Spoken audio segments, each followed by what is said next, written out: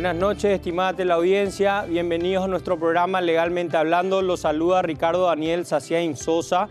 Hoy contaremos con la presencia de un profesional, un experto en lo que sería el startup en Argentina, el doctor profesor Javier Capucci. ¿Cómo está, doctor? ¿Qué tal? Muchas gracias por invitarme, Ricardo. Muy bien, todo tranquilo. Muchas gracias a usted por haberse tomado la molestia de venir desde Argentina para estar en el programa. Estimado doctor, cuando hablamos de las startups, ¿qué sería? ¿Cuál sería su concepto, su definición? ¿Qué abarca?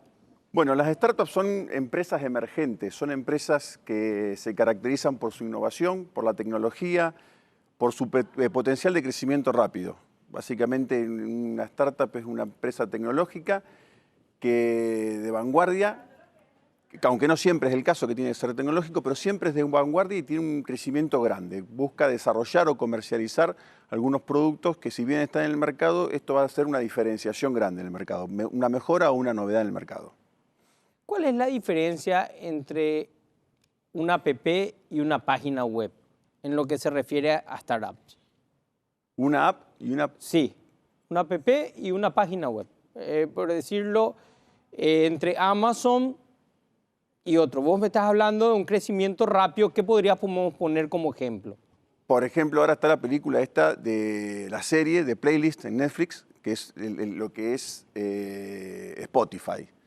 Eso hace un crecimiento rápido. Spotify empieza como una aplicación, como decís vos.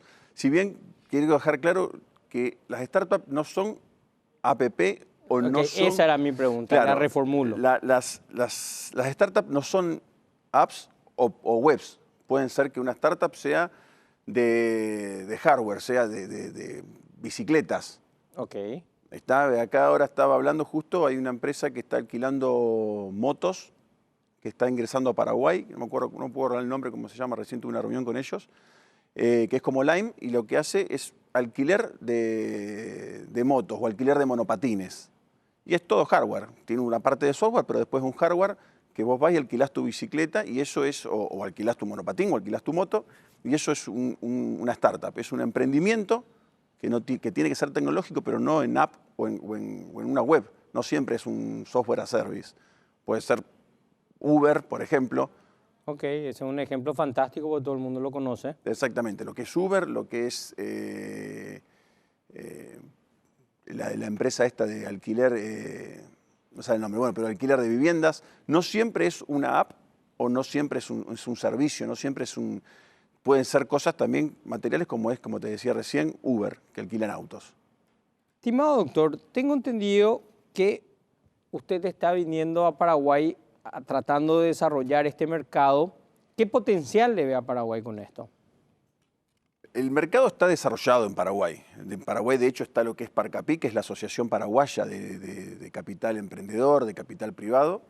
Lo que estoy haciendo es juntarme con ellos, porque nosotros trabajamos más que nada desde España. Tenemos un Venture Capital en España, que es Next Year.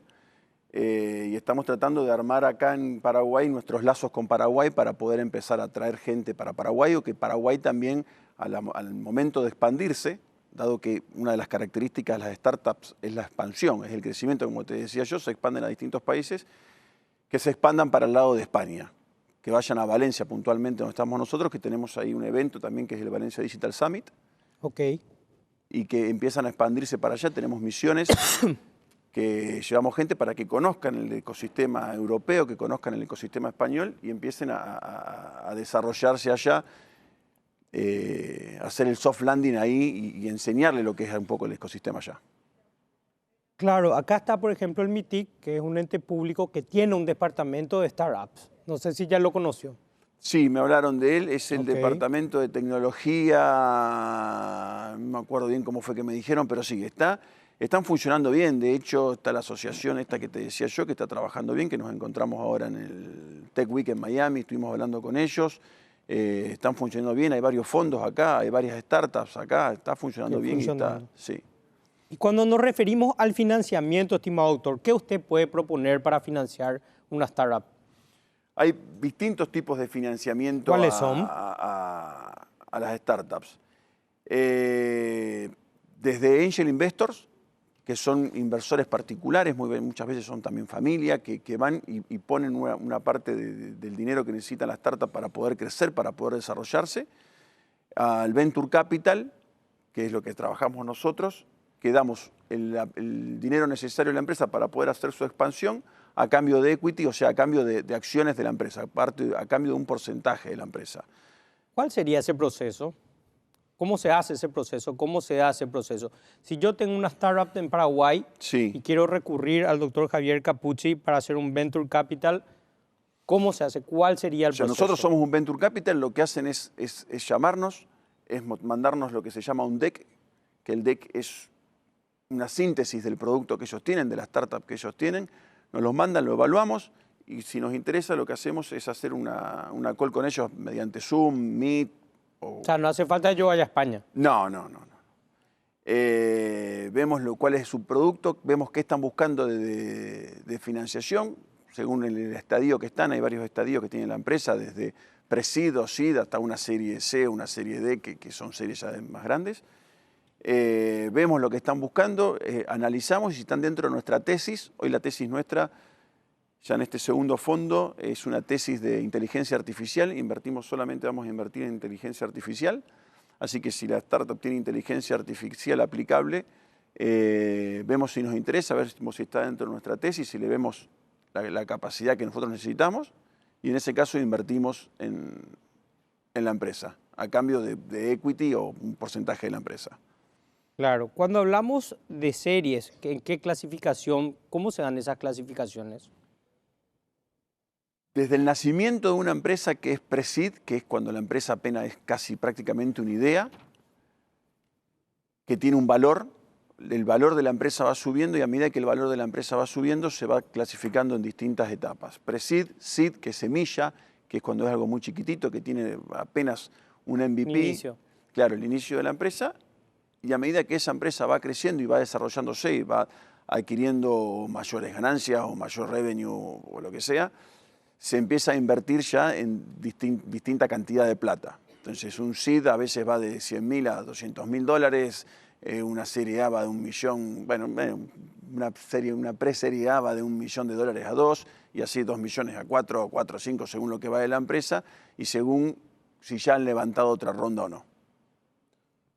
Cuando hablamos de legislaciones al respecto, ¿usted estaría pensando en proponer, por ejemplo, una legislación parecida a la española?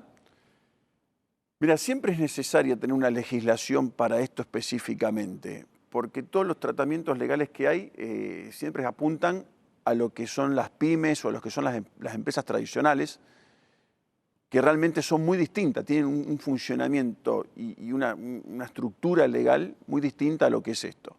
Entonces, darle a todo lo que es una startup, a todo lo que es un fondo, un tratamiento específico, creo que es lo que corresponde y creo que es lo que hace que esto crezca y se desarrolle en un país. ¿Cuáles son las fortalezas que tiene esta legislación española? Y tiene que ver mucho justamente con lo que hablábamos anterior, con lo que es, cuando vos hablás de financiamiento y hablás de todo eso, las empresas estas tienen un crecimiento muy grande, pero si bien tienen un crecimiento muy grande, van tomados de una inversión y de una desinversión muy grande en el sentido de que ellos, toda la plata que van juntando la invierten. Uber es un caso, por ejemplo, de una empresa gigante que todavía da pérdida, porque siguen invirtiendo y se invierte y tiene un crecimiento muy grande y juntan mucha plata, pero asimismo como la juntan, la gastan.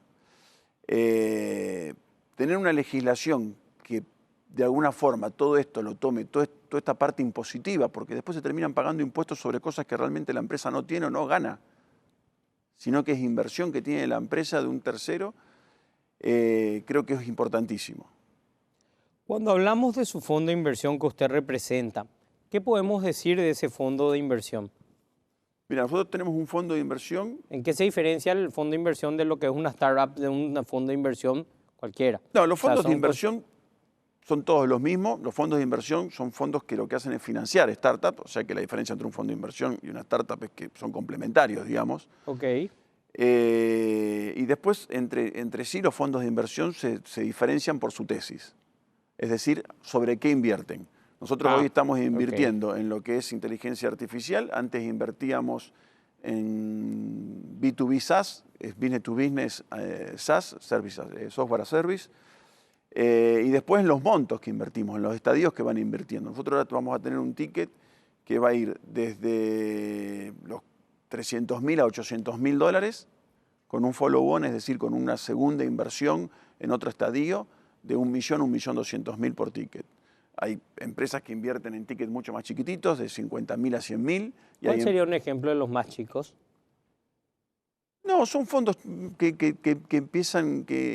invierten en empresas que están en estadios más chiquititos, que están... En semilla. En semilla, sí. Pre-seed. Entonces invierten $50.000, $100.000, pero es tesis, son formas de ver el negocio. Algunos lo ven como que prefieren invertir cuando el negocio es muy chiquitito y otros ya invierten cuando el negocio es muy grande e invierten $10 millones y no invierten en empresas que estén buscando menos que eso. Vos vas con una empresa que decís, quiero $2 millones y tenés fondos que invierten $2 millones, tenés fondos que invierten de a $20 millones y tenés fondos que invierten de a $50.000. Ok, y doctor, ¿cómo encontraste nuestro talento humano en Paraguay? ¿En qué grado de desarrollo está? ¿Están en pañales? ¿Ya están funcionando bien? No, ¿Qué facilidades usted le puede brindar a ellos, por ejemplo, al incursionar en nuestro mercado? Mira, Paraguay está como arrancando, es muy incipiente lo que hay, sí, es muy incipiente lo que hay en Paraguay. Si bien Paraguay para mí como fortaleza tiene una cuestión impositiva que es muy buena, sí. Impositivamente Paraguay es muy bueno y la gente de Paraguay tiene algo que creo que acopla muy rápido con lo que es el mundo emprendedor, con lo que es el ecosistema emprendedor y todo esto, porque básicamente es como gente un poco más buena que el resto. Creo que acopla bien, si bien es bastante incipiente, tiene unas características con respecto a todo lo que es impositivo muy bueno, lo que va a ayudar a que esto crezca, sin lugar a dudas. Ok. Cuando ustedes tratan de instalarse acá, mi querido doctor, yo hago mucho hincapié porque quiero ver cuál es la facilidad que ustedes pueden darle a nuestros compatriotas que están en el rubro, que ya lo especificaste, están en el tema IR de inteligencia artificial. Entonces, ¿cómo podemos darle una ayuda por medio del programa de saber qué tienen que hacer ellos? ¿Por qué yo contacto con el doctor Javier Capucci?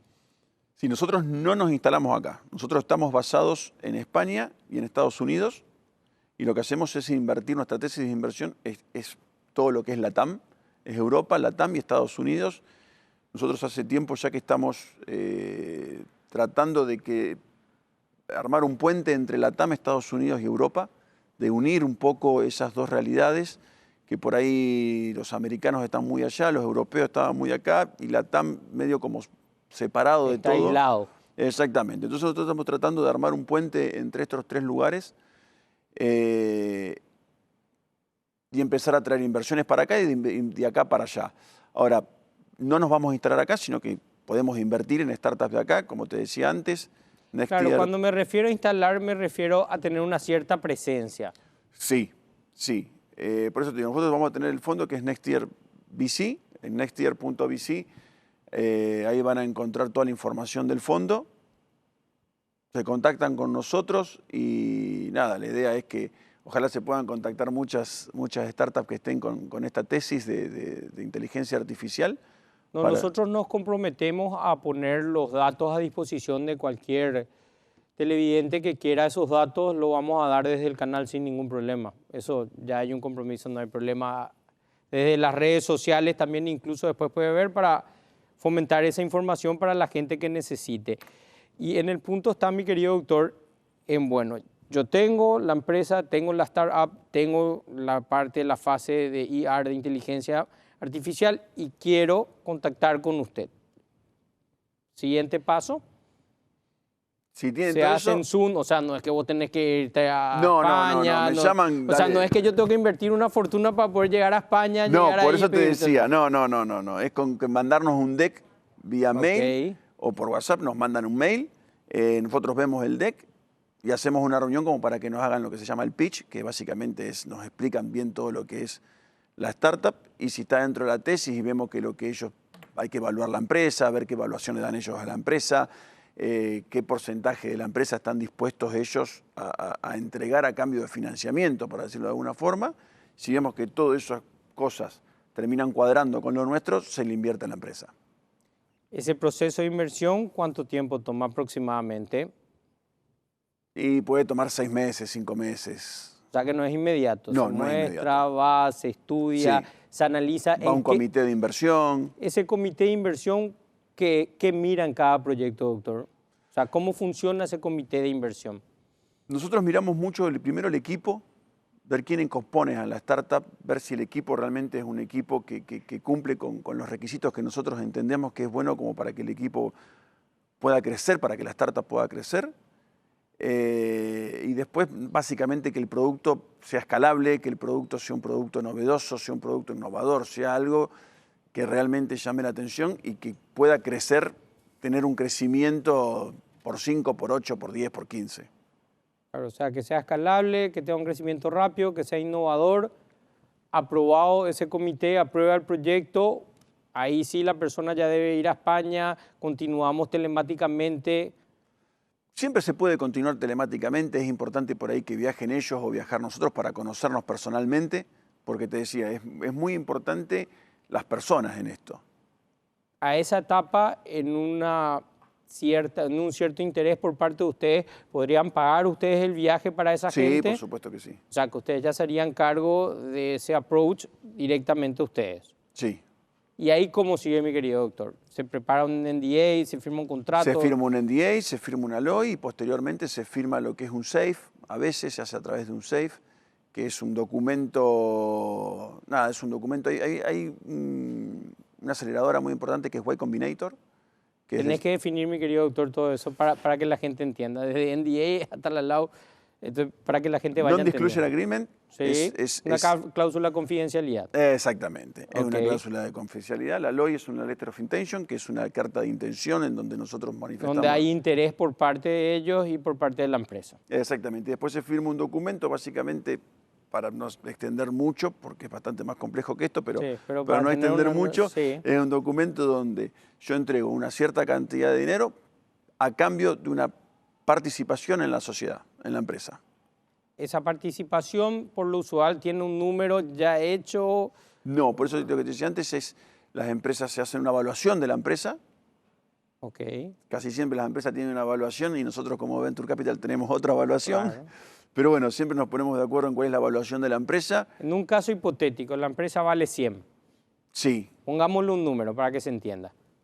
La empresa vale 100 millones, ellos están juntando plata por 10 millones de dólares porque necesitan 10 millones de dólares, por ejemplo, para expandirse a Estados Unidos o para contratar un CTO con más calidad o mejorar el equipo o lo que sea.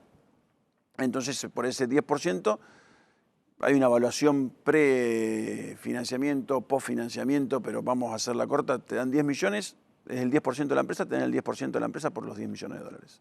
Así como te pueden dar 50 y se quedan con el 50% de la empresa. Exactamente. Esa es una tesitura. ¿Y la otra sería una participación directamente sobre las ganancias? No. Entonces es acciones. O sea, es acciones. Siempre se invierte por una participación en la empresa. Perfecto. Mi querido doctor, ¿qué mensaje le puede dar a las personas que estén interesadas en contactar con usted para ir cerrando? Nada, creo que todos los que están un poco en este mundo de emprendedurismo y todo esto, ya más o menos todo esto que lo conocen, saben cómo es. Nosotros somos un fondo que está basado en España y en Estados Unidos, con la tesis, como dijimos, es inteligencia artificial, así que cualquiera que tenga una startup con esa tesis, nosotros que tenga más o menos una inversión esté buscando una inversión entre 300, 400 mil dólares y 800 mil. Nosotros estamos buscando acá en Paraguay para poder invertir y ver qué hay acá. Con respecto a nuestras leyes, doctor, discúlpame solamente, ¿se estarían rigiendo por las leyes de España? Para aclarar eso con la audiencia. Sí, según donde se haga la inversión. Acá no tenemos legislación, por lo tanto lo lógico no, pero a ver, al no haber una legislación específica las startups se terminan haciendo como SaaS. Ok. O sea que de manera supletoria se usaría el derecho civil directamente. No, que se usa el derecho civil, no hay una ley específica que vaya con esto, pero se terminan estructurando como SAS. Hoy hablaba, hay 3.000 y pico de SAS acá en Paraguay. Ok. Se termina estructurando como una SAS y se termina haciendo la inversión sobre la SAS. Mayoritariamente las empresas terminan teniendo una base o en Estados Unidos a través de una LLC o en España a través de una LSL y se termina invirtiendo en realidad en empresas que están afuera, pero tranquilamente se puede invertir en una empresa paraguaya también. Doctor Javier Cappucci, muchas gracias por haber compartido con nosotros. Los esperamos nuevamente cuando quiera. Vamos a la pausa.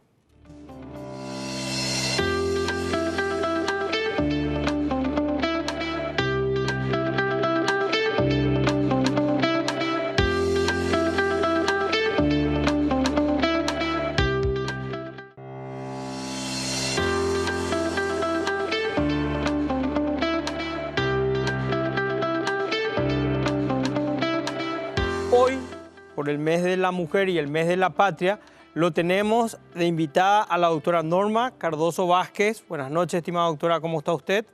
Muy buenas noches, Ricardo. Muchísimas gracias por la invitación y un saludo a la teleaudiencia. Muchas gracias a usted, estimada doctora, por venir. Doctora, la doctora es la directora de Talentos Humanos del Congreso. Mi querida doctora, si nos puede hacer un breve resumen, por favor, de su vida en el transcurso del derecho, desde que se recibe hasta hoy ser directora general de Talentos Humanos. Bueno, brevemente, estudié en la Universidad del Norte, me recibí de abogada. Rápidamente hice un posgrado que iba hacia lo que es la administración de talento humano. En el año 2013 entré como funcionaria del Congreso. Luego, a través de un concurso, fui nombrada en la Dirección General de Talento Humano y me quedé un poco más bien en la función pública más que en el derecho de pasillo, ¿verdad? Y claro, es otro tipo de carrera, es otro tipo, pero tiene mucho de derecho también, tiene mucho por hacer por el derecho también, ¿verdad? En ese ámbito. Doctora, ¿en qué consiste la Dirección General de Talentos Humanos? ¿Cuál sería su función? Bueno, tienen dos aristas, te quiero explicar de dos maneras, ¿verdad? Tiene una forma cuadrada que es la de administrar el recurso humano, ocuparse de la capacitación del funcionario, de optimizar las funciones de cada uno. Esa es una cuestión así muy técnica y muy cuadrada, ¿verdad? Muy rígida. No quisiera decir inhumana, ¿verdad? Sino deshumanizada, ¿verdad? Y hoy en día los entendidos en la administración de talento humano nos explican de que debemos trabajar la parte humana del funcionario, no necesariamente del funcionario público, sino de cualquier funcionario, en la motivación, lo que ellos llaman el salario emocional. ¿En qué consiste? En motivaciones, en hacerle sentir importante, en darle garantías en su trabajo, en darles esa tranquilidad, la estabilidad. En el caso de la mujer, por ejemplo, ¿verdad? Nosotros trabajamos mucho la protección y la promoción de la maternidad y la lactancia.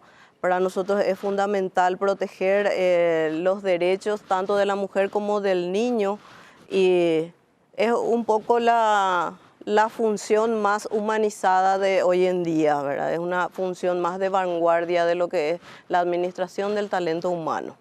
Claro, hablando puntualmente de la Ley de Protección de la Maternidad y de la promoción de la lactancia materna, ¿eso se cumple hoy en día en el Congreso? ¿Se cumple a rajatabla? ¿Es una cuestión delicada en el sentido de pedir permisos?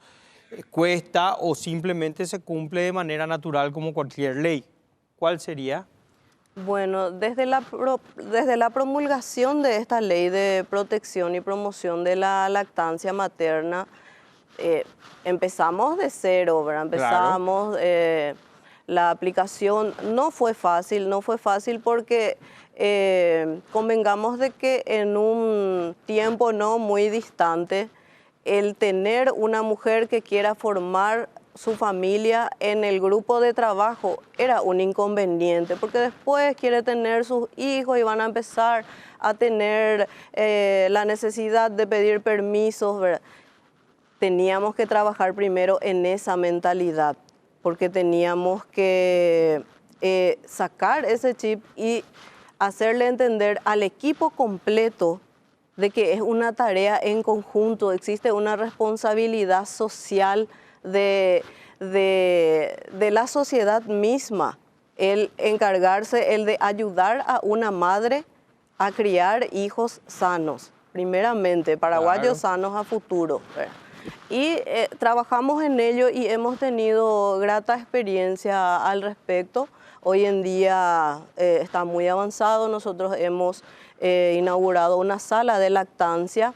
Hoy en día se concede el permiso a sí mismo y promovemos el trabajo en equipo para suplir las tareas que deja de hacer una mujer para dedicarse exclusivamente a la maternidad en ese tiempo de permiso. Y luego al momento de su incorporación al trabajo, al regresar, tenemos un centro de bienestar infantil, una guardería modelo, que hoy en día alberga a por lo menos 75 niños, hijos de funcionarios del Congreso, y para que ellos trabajen, se reincorporen al trabajo y tengan la tranquilidad de que sus hijos se encuentran bien, ¿verdad? Y estamos abocados a ese proceso. Entiendo. Y incluso cuando se está hablando del tema de lactancia o del permiso por maternidad, ¿cómo conlleva eso la parte de teletrabajo? ¿Está permitido, no está permitido, es opcional? Bueno, el teletrabajo es una herramienta. Existe una ley aprobada del teletrabajo, pero tengo entendido que está en proceso de reglamentación todavía. Todavía no tiene un decreto reglamentario. No tiene un decreto reglamentario. ¿Y en la práctica, doctora, se da, no se da? Se da y yo creo que podría ser muy efectiva. Con el tema de la pandemia, bueno, sí. a veces las situaciones hacen que las necesidades aceleren. Si bien existe una ley que no tenga un decreto reglamentario, en la pandemia ya se usó. Sí, es que la pandemia nos obligó al teletrabajo, ¿verdad? Y creo que allí nos dimos cuenta también de que podría ser muy útil y sí, le sacamos mucha ventaja. Nosotros, nuestra experiencia con el teletrabajo es muy positiva. No en general, ¿verdad? Porque tiene sus contras también, ¿verdad? ¿Cómo cuál es? Y tiene que ser para... el trabajo, la producción del trabajo requiere siempre el control del superior. Y con el teletrabajo es un poquitito más complicado. Entonces, tiene que haber un compromiso mayor y una conciencia más madura al respecto. Pero sí, es una herramienta muy útil para distintos casos. No solamente para la maternidad, sino también para un funcionario que se encuentre enfermo. Tenemos los casos de... nosotros en el Congreso, tristemente, le tengo que comentar que tenemos muchos compañeros con enfermedades terminales, por ejemplo, y se encuentran en un desamparo porque no reúnen los requisitos para la jubilación, no tiene la edad, pero no tiene una salida legal. A ver, estamos hablando de gente enferma de manera terminal, o sea, tiene una enfermedad terminal, un ejemplo, un cáncer terminal, y no reúne la antigüedad. Y claro que no va a reunir si se está muriendo, o sea... Así mismo, pero ¿y qué hace? Pero a él se le descuenta, todos los meses se le descuenta el tema de la jubilación. Mes a mes no le preguntan si está enfermo o no está enfermo, sigue dándose el descuento. Sería así, ¿verdad? Sí, ese es mi punto. Uno se enferma, no puede ir a trabajar, no por una cuestión voluntaria, ¿verdad? No puede asistir a su trabajo. Los enfermos oncológicos que se están haciendo quimioterapia, no puede asistir a su trabajo, sin embargo, no tiene la antigüedad requerida. Tenemos que darle una salida legal, al menos administrativa. Creo que es una materia pendiente que tenemos los abogados, no solamente para el funcionario público, sino para el funcionario en general, porque existe una laguna. Yo con mi experiencia en el manejo de recursos humanos, no le he encontrado la salida hasta hoy con lo que tenemos de leyes establecidas para el caso. Hay una laguna que no... Convengamos que no soy laboralista, pero en el caso de los empleados en el sector privado, IPS les da el tratamiento adecuado. Hace poco lo teníamos al senador Santa Cruz hablando justamente de que no se podía acceder de una manera fácil, por lo menos, a los tratamientos oncológicos, pero tengo entendido que IPS cubre esa parte y da ese tratamiento. En la parte del sector público hay un descuento obligatorio para todo el funcionariado. ¿Y qué le dicen? No...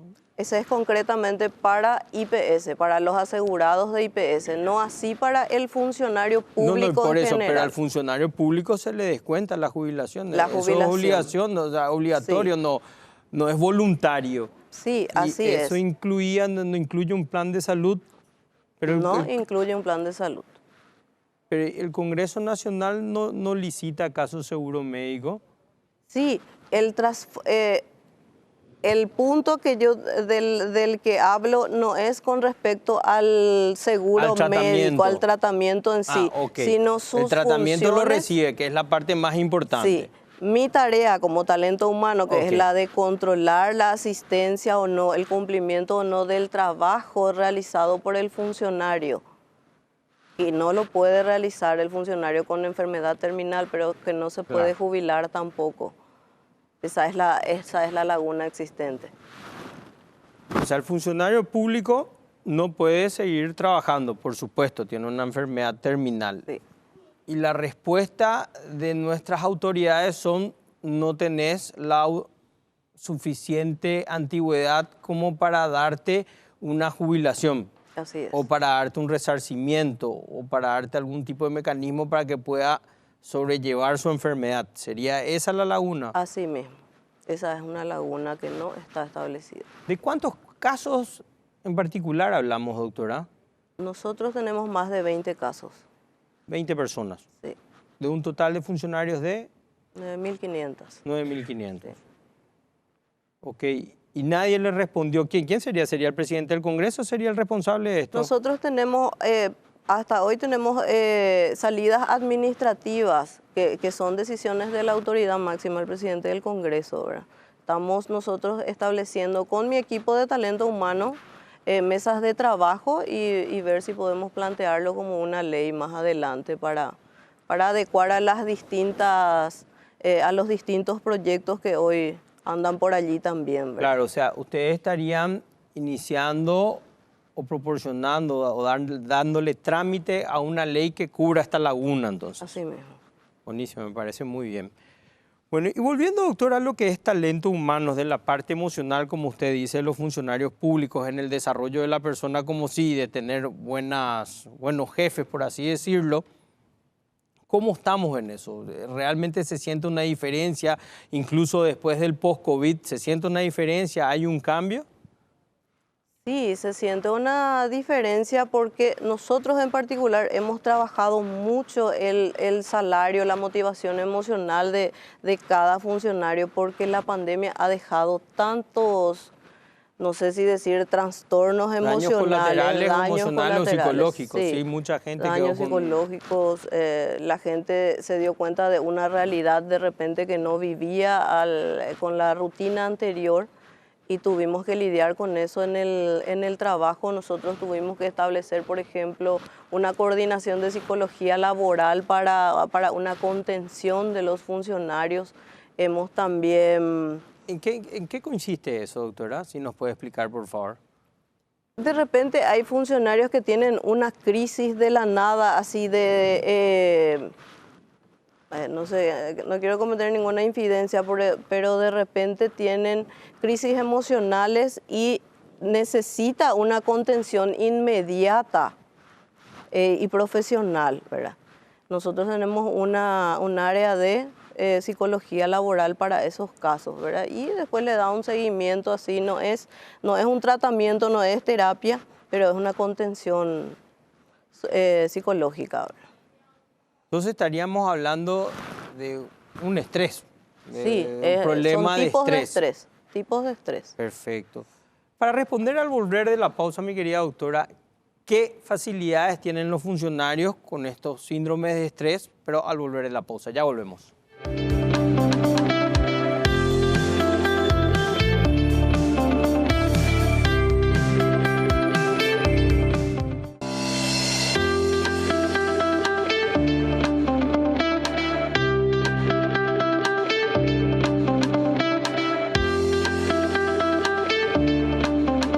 Seguimos en nuestro programa Legalmente Hablando con la presencia de la doctora Norma Cardoso, directora de la Dirección General de Talentos Humanos del Congreso Nacional.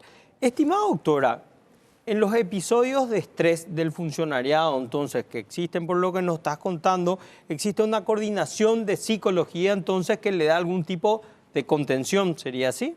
Sí, así mismo. Una contención para que el funcionario afectado pueda conversar, ser escuchado y hablar de sus problemas de forma privada, ¿verdad? De repente, y más después de la pandemia, el funcionario, las personas y todos, creo en general, tiene tanta necesidad de hablar, de ser escuchado, y el no tener alguien con quien desahogarse genera un estrés que desencadena en un montón de factores psicológicos, ¿verdad? Y es un poco para atender Claro, el valor humano. el valor humano, el hacerse sentir querido, valorado y escuchado. Es eso. Con respecto, doctora, a los concursos de méritos dentro de lo que sería el Congreso, ¿cuál es el mecanismo? Nosotros utilizamos el mismo mecanismo de la Secretaría de la Función Pública, de hecho lo hacemos en coordinación con la Secretaría de la Función Pública, es así que yo accedí al cargo precisamente y el mecanismo es el mismo, hay dos modalidades, una es por méritos y otra es por oposición y méritos y la modalidad es la misma. Entiendo. ¿Y en los cargos de confianza? No necesariamente, si bien mi cargo sí es de confianza, fue sometido a un concurso porque es una decisión de la autoridad aparte máxima. es un cargo totalmente técnico. Sí, así mismo. Y no necesariamente fueron llamados a concurso, varios de ellos sí fueron llamados a concurso, pero no todos. Entiendo. Cuando hablamos de las mujeres dentro del Congreso, ¿cuál sería su rol? ¿Es igualitario justamente en los cargos de confianza, en los concursos de méritos? ¿Cómo se da? Bueno, doctor, te tengo que decir con mucho orgullo que el Congreso es uno de los pocos lugares en donde tenemos lo que llamamos la discriminación positiva, porque al menos en los cargos gerenciales las mujeres somos mayoría. Las direcciones generales en su mayoría son ocupadas por mujeres. Hablamos que la discriminación positiva es que haya más mujeres en cargos de relevancia que hombres. Así mismo. Buenísimo eso. Y costó, la verdad que costó y fue dándose con el paso del tiempo, pero sí, yo creo que la mujer fue ganando espacio, mostrando capacidad y de repente trabajar el doble que lo que trabajaría un hombre, ¿verdad? Pero sí, hoy en día es una realidad, inclusive las senadoras, en el caso de los senadores, en el periodo que está terminando, en este nuevo periodo tenemos creo que 5 senadoras más electas que el periodo que está terminando. Y creo que socialmente se está abriendo esa ganancia también de la mujer en los espacios públicos. Un espacio de la mujer dentro de la parte legislativa. Tenemos entonces 5 senadoras más que el periodo pasado. Así es. Eso está muy bien. Directoras generales y directoras también somos más mujeres que hombres. ¿Qué podría recomendar, mi querida doctora, para la optimización de los recursos humanos dentro del Congreso? Trabajar en la parte humana en todo el sentido de la palabra. El funcionario que es atendido, escuchado, que es motivado. Nosotros desde el año pasado empezamos a implementar actividades por calendario de fechas importantes para todo el mundo, ¿verdad? Por el Día de la Madre, por ejemplo, tipo de Día de la Madre. Festejamos el Día de la Madre, hacemos un brindis entre todos, de un aporte de todos los compañeros, hacemos el Día del Padre. Así también promovemos lo que destacado, doctora, el programa, entonces es un aporte privado, no es pagado por absolutamente del bolsillo de los compañeros y quien les habla. Valga la aclaración. Fechas importantes también, de esa misma manera hacemos como una fiesta, el Octubre Rosa, por ejemplo. Sí, acá en el programa también le damos mucha importancia al Octubre Rosa, que es el único mes del año donde solamente invitamos mujeres sin discriminar, por supuesto, a los hombres. Sí, pero nosotros recibimos ese reclamo por parte de los hombres de la institución, entonces tenemos el Noviembre Azul también, ¿verdad? Entonces festejamos ambas. Le digo festejamos porque lo hacemos como una fiesta, pero en realidad la idea es hacerles entender lo importantes que son para nosotros y que tienen que dedicar ese pequeño tiempo, tienen un permiso especial también para realizarse los chequeos médicos, los varones y las mujeres también. Tanto por el cáncer de la mama que afecta al hombre y la mujer y el Noviembre Azul que es por el cáncer de próstata. Y otras fechas importantes, ahora el Día de la Madre, estamos preparando una linda fiesta, te invitamos, doctor, si por ahí te Muchas queda gracias, bien, querida doctora. Serás muy bienvenido. Claro que sí. Y así son cosas que le gustan mucho a cualquier persona, ¿verdad? ¿A quién no le gusta ser festejado por ser su Día de la Madre o Día del Padre, ¿verdad? Y trabajamos a todo el mundo un poco, le gusta sí, ser agasajado, sí, eso es categórico. Bueno, y trabajamos un poco en ello. Este año hicimos una edición de mujeres destacadas, por ejemplo, del Congreso Nacional. Eso es buenísimo, una edición de mujeres destacadas, Sí. entonces. Y destacamos a mujeres que se destacan de entre los demás de todo el Congreso. Cuando hablamos de destacarse, ¿en qué sentido lo decimos? Aparte laboral, me imagino, bueno, por supuesto, pero... En todo el sentido de la palabra, no solo profesionalmente, sino humanamente, de cómo se desempeña en su día a día en la oficina con sus compañeros, si es buena compañera, si es comprensiva, si es empática. Tratamos muchísimo de promover la empatía, la solidaridad entre mujeres. Y un poco son los criterios que tuvimos en cuenta, ¿verdad? Esto es muy importante porque son cosas que deben copiarse. Lo bueno hay que replicar. Realmente, totalmente de acuerdo y se siente. Los invito a que prueben, les aseguro que van a tener buenos resultados porque le cambia el chip a la gente. Claro, usted recomienda que las empresas privadas puedan replicar esto. Totalmente, las públicas y privadas también, ¿verdad? ¿Las otras instituciones no lo hacen? No sabría decirte. Yo primera vez que escucho, ojo, yo la primera vez que escucho me pone muy contento, pero es la primera vez que escucho. No sabría decirte, sinceramente. Nosotros implementamos no hace mucho tampoco. Entiendo. Mi querida doctora, y cuando hablamos de programas, de capacitación, la parte de becas, en el porcentaje hombres-mujeres me imagino que es igual, tiene el Congreso programa de capacitación, tiene becas, ¿en qué consisten? ¿Qué podemos decir al respecto? Sí, el Congreso tiene un programa anual de capacitación que muchos de ellos lo realizamos nosotros mismos, entre los directores y demás compañeros. Contamos con un plantel muy, muy preparado académicamente, tanto de hombres y mujeres, ¿verdad? No te hablo solo de mujeres, ¿verdad? Tenemos compañeros muy destacados académicamente, muchos docentes. Y varios de ellos tenemos una academia legislativa. ¿Qué es la academia legislativa, doctora? ¿En qué consiste? Y es una academia para el estudio, es una academia de capacitación de distintos módulos de estudio, tecnicaturas, que tiene su propio plan anual de capacitación. Sí. Ellos la academia se dedica a la formación más bien técnica legislativa. Claro, en materia Nosotros legislativa ustedes son el sí, Congreso Nacional. Sí, ellos se dedican más bien a la tecnicatura legislativa y nosotros más bien la parte administrativa y la parte, las habilidades blandas que nosotros le llamamos, ¿verdad? ¿Qué sería una habilidad blanda?